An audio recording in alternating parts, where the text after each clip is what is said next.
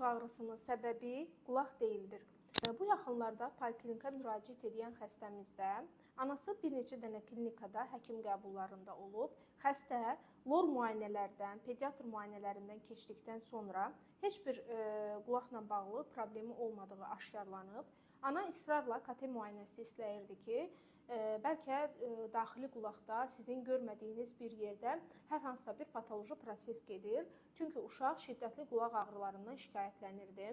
Tövsiyəmizlə ana diş nahiyəsinin rentgenoqrafiyasını etdi və məlum oldu ki, yuxarıda daimi gələn dişlər çıxmaq istəyir, amma aşağıdakı süd dişləri tökülmədiyi üçün bu uşağa ağrı verir. Lakin ağrı diş nahiyəsində deyil, üçlü sinir vasitəsilə qulaq nahiyəsinə verir. İnsan orqanizması çox mürəkkəb olduğu üçün hər zaman bir patologiya zamanı daha detallı düşünməkdə fayda vardır.